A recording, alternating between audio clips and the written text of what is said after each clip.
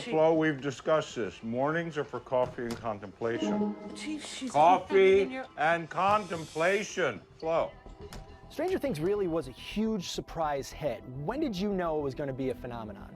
Like the first weekend that it came out, I kind of watched it with everybody. I hadn't seen a lot of the episodes, and then my phone started lighting up from all these numbers that I kept in my phone for years and years that I'd never spoken to these people.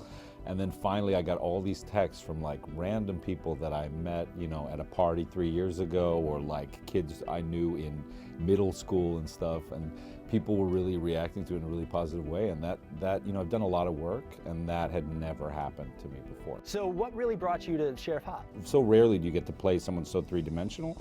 One of the things I love is people kind of tweet out in the first or second episode, they're like, I hate this guy. Like, why is everybody, this guy sucks. And then you start to unravel that throughout the series, and you start to see that this is just a broken man who's trying to survive. And that type of complexity that I feel like opens up empathy for all sorts of people. I mean, you start to realize that people are more complex than just the image that they put out. Is that right? Yeah, that's right. So that's wonderful and rare to be able to play a character that rich. So you had to act alongside all of these children. Did you do anything on set that kind of kept the kids close to you, but kind of separated a little bit? Yeah, the first scene I have with him is very contentious. I mean, he's lost a child, so he doesn't like to be around children. He doesn't like to think about children. I think that he's very, almost angry at children. You know, it's not a good thing.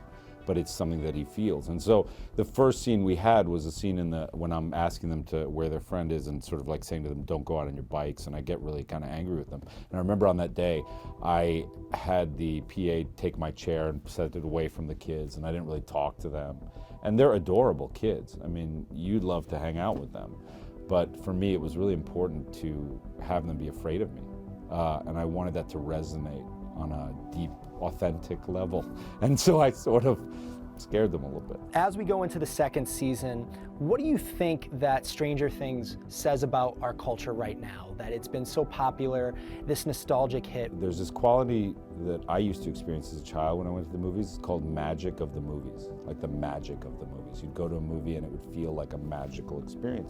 And I think some people have the experience of Stranger Things being this magical thing, because even in how good it is, it's kind of clunky. I think as a nation, at least I am, tired of our entertainment being so produced and so sort of slick.